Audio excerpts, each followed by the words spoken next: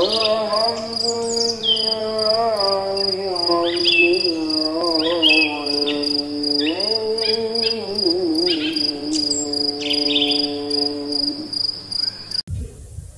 pola hidup sehat dengan air putih? Bagus ya.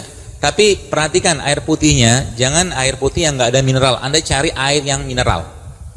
Dan air putih, saya yang saya pahami air putih itu paling baik kalau tidak dimasak.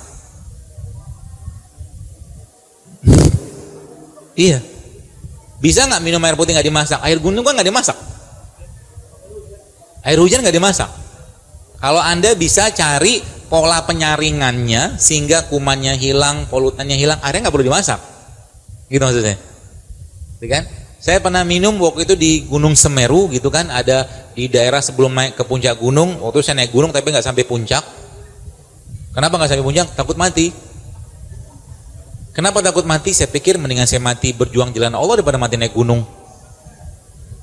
Mikirnya begitu. Akhirnya saya batal nih, karena Semeru itu kan 90 hampir 45 derajat loh naiknya itu tuh. Belum lagi batu-batuan jatuh gitu-gitulah. Nah, di situ ada satu danau namanya Danau Ranukumbolo.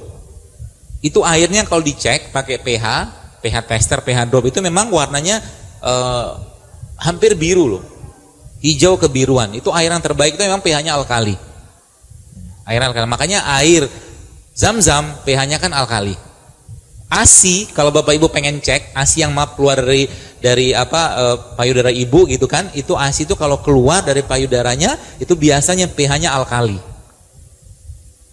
Makanya air yang bagus tuh alkali sebenarnya. Dan gen kita itu ikatannya berada pada pH yang sangat tinggi. Kalau kita bisa minum air Zam-Zam bagus, kalau nggak bisa minum air alkali bagus, kalau nggak bisa makan buah sama sayur cukup. Mempertahankan keseimbangan alkali di badan kita. Paham ya, gitu ya? Jadi kalau pakai air putih insya Allah bagus, nggak masalah, sangat baik buat tubuh kita. Saya akan kasih Anda 5 kata kunci nih untuk hidup sehat. Catat baik-baik ya, gunakan baik-baik. Tadi 5 hal tadi, 4 hal tadi itu Anda sudah mulai kurangi ya. Insya Allah mulai hari ini mari kita jadikan semangat kita hidup sehat ini karena Allah. Nanti tahajudnya enak, sholatnya enak, sedekahnya enak, baca Qurannya enak gitu kan. Dan nanti bos sekalian, perbaiki baca Qurannya, perbaiki tahsinnya, makhraj semua. Nanti Allah akan kasih nada yang terbaik untuk Anda, tenang aja. Gak usah ikut nada-nada orang-orang di luar sana. Nada itu akan Anda dapatkan sendiri insya Allah. Oke? Nah lalu, setelah yang 5 hal tadi bos sekalian kita stop gitu kan, 4 hal tadi ya. Ya tepungnya, ya gulanya, ya apa segala macam tadi itu. Kita mulai masuk ke fase pembersihan atau bersih. Puasa jangan pernah tinggal. Kalau tidak hari puasa, Anda mulai melaparkan dirinya. Melaparkan diri maksudnya, berarti nanti kalau udah kurus gimana? Nggak apa-apa kalau udah kurus nanti proteinnya Anda tetap asup lebih banyak. Atau karbohidratnya, karbo yang kompleks itu contohnya apa? Ya kayak kentang tadi, kayak beras merah, beras hitam, atau beras coklat. Itu jenis karbo-karbo yang kompleks. Nah, lalu ada 5 hal yang perlu Anda perhatikan dalam asupan kita tiap hari. Yang pertama, asam amino. Ya, asam amino. Asam amino Bapak Ibu dapatkan dari mana? Sumber asam amino yang paling baik ini salah satunya. Kurma. Kurma ini adalah jenis asam amino yang paling baik. Maka di luar Ramadan jangan lewat di rumahnya atau jangan sampai nggak ada kurma di rumahnya. Kata Nabi apa? Rasulullah SAW menjelaskan dalam sebuah hadis bahwa rumah yang di dalamnya ada kurma tidak akan kelaparan. Kata Nabi begitu. Maka di luar Ramadan tetap ada kurma di rumah. Minimal Anda makan pagi hari 7. Mau ajwa alhamdulillah, kalau nggak ajwa pun kurma biasa juga nggak apa-apa. Oke, yang pertama asam amino. Kemudian sumber asam amino yang paling baik lainnya namanya apa? Madu. Madu itu sumber asam amino yang paling baik. Ya, karena dia mengandung unsur-unsur tanahnya kita. Oke, yang itu yang kedua. Yang ketiga, sumber asam amino yang tidak kalah baiknya adalah air kelapa. Air kelapa itu bos sekalian, kalau Anda yang punya darah tinggi, itu subhanallah insya Allah ya, kalau Anda rutin minum air kelapa, turun insya Allah tensinya. Dan air kelapa itu banyak banyak sekali manfaatnya, mulai dari tonisitasnya dia yang sama dengan badan kita atau cairan tubuh kita. Dan isokinetik, jadi kemampuan dia untuk memperbaiki sel-sel kita itu luar biasa pada air kelapa. Jadi air kelapa itu isinya asam amino sebagian besar. Ya, dan tubuh kita ini, Bapak sekalian, itunya bahan baku gen kita adalah asam amino. Simple kan? Simple. Ada kurma, ada madu, ada air kelapa. Di blender aja semua. Jadi minuman. dan bikin kenyang. Insya Allah, tambahkan garam sedikit. Sumber asam amino yang lain apa? Banyak dari sayur-sayuran, buah-buahan gitu kan. Nah, itu yang pertama. Yang kedua, kita punya namanya Indonesia kaya dengan probiotik. Probiotik kita contoh yang terbaik Indonesia namanya tempe kan. Tempe itu merupakan salah satu probiotik yang paling baik. Kalau tidak ada tempe, minimal Anda coba mulai biasakan makan makanan yang probiotik. Yang probiotik maksud makanan yang fermentasi. Tempe misalkan kalau Korea punya kimchi atau kalau nggak asinan. Itu kan fermentasi tuh. Tapi paling mudah mah tempe lah ya. Tempe itu Anda bisa makan sama kurma karena kurma prebiotiknya juga, asam amino juga. Ya, seperti itu. Jadi makan tempe sama kurma jangan digoreng. Jadi jangan digoreng lah. Kan sudah matang kedelainya. Kedelai kan udah direbus. Dan tempenya bisa jadi tidak mesti bikin tempe itu dari kedelai. Kenapa harus pakai kedelai? Pakai biji manggis juga bisa. Biji manggis itu Bapak sekalian, itu kandungan antioksidannya itu luar biasa. Biji manggis itu. Ya, nggak mesti pakai kedelai. Ya. Terus apalagi?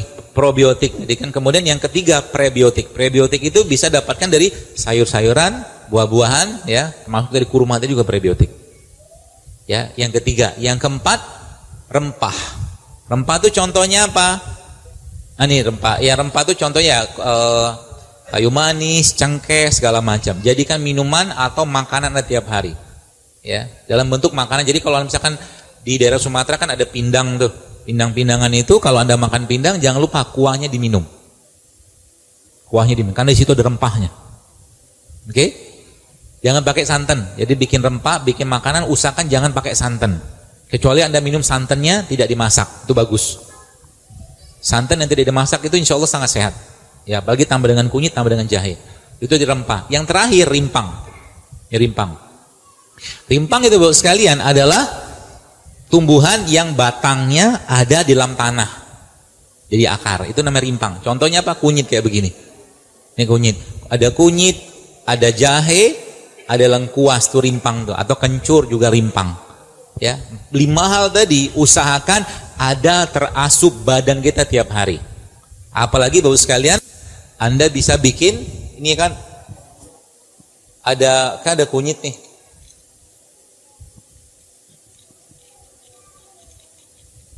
Kunyit merupakan salah satu rempah terbaik yang kalau kita baca penelitiannya, Masya Allah ya, luar biasa, banyak sekali manfaat teman-teman dari kunyit ini.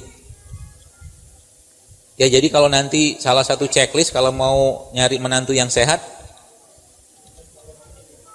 tanya sama dia, sering makan kunyit gak? Karena nanti kalau laki-laki yang makan kunyit, spermanya subur, spermanya bagus. Serius loh. Makanya India itu kan salah satu negara yang sangat tinggi angka pertumbuhan penduduknya. Ya. Karena dia makan bukan hanya kunyit tapi namanya masala. Masala itu bumbu. Nah, ini modalnya cuma kunyit doang. Lalu modal kedua, jahe.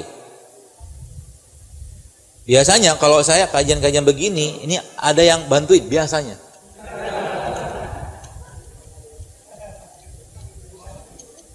Gak apa-apa lah, udah mau habis waktunya. Ini Mas Pak Roni silakan berdiri. Pak Roni bos sekalian, beliau ini alhamdulillah seorang perawat ya, yang dosen juga, dosen di mana? Abdurrab. Ya, di Universitas Abdurrab yang dia ada klinik bekam di sini. Ya, Bapak Ibu nanti kalau mau berbekam atau mungkin mau belajar bekam bisa sama beliau. Ya, insya Allah. Dan banyak teman-teman yang lain di sini bos sekalian yang juga praktisi kesehatan Islam atau tib nabawi ya. Jadi mudah-mudahan dengan gerakan seperti ini semakin banyak masyarakat kita yang sehat.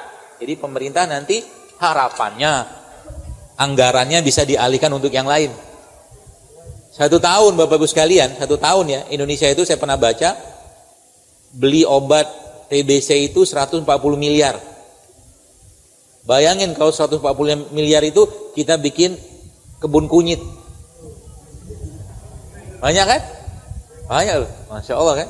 Kebun kunyit, kebun jahe, karena memang sebagian besar penyakit-penyakit degeneratif obatnya ada di rimpang. Serius. Dan Allah Subhanahu wa taala sangat, saya berkata, negeri kita ini negeri yang Allah berkahi luar biasa. Sayang banget ya, bahkan boleh saya katakan ya selama ini kita kurang bersyukur ya. Kita punya rempah, kita punya rimpang, dan 350 tahun kita dijajah Belanda. Mereka ngambilnya rempah. Ketika negara ini katakanlah sekarang kan nggak dijajah lagi memang, tapi kalau Belanda mau jajah lagi udah nggak tertarik lagi. Kenapa? Tanah nggak subur lagi. Tanah nggak subur karena apa? Karena manusianya makan nggak sehat. Manusia makan nggak sehat, otomatis kotorannya juga tidak berkualitas. Akhirnya bumi begitu dia polanya. Makanya sekarang coba lihat, bunga tidak sewangi dahulu. Ya kan? Cabai sekarang udah nggak pedes kayak dulu. Kecuali cabai-cabai yang tumbuh di tempat tanah-tanah yang baik. Di kota udah nggak, cabainya nggak pedes-pedesnya cabai. Gitu loh. Ya, makanya mari kita selamatkan bumi ini. Memang ada orang bilang, ngapain ribet-ribet banget? Toh juga akan kiamat, toh juga akan mati. Bagusnya kata Nabi SAW apa? Kalaulah besok kiamat, kata Rasulullah, dan engkau punya 1 biji kurma, maka tanamlah tadi. Maksudnya apa? Berbuatlah kebaikan meskipun besok kiamat, gitu loh maksudnya. Itu pesannya. Ya, makanya Anda yang di sini hobi minum air kelapa muda, coba jangan pakai sedotan. Dikukup aja langsung gitu kan. Sedotan kalau sedotan plastik bumi lagi kena. Kan gitu loh maksudnya.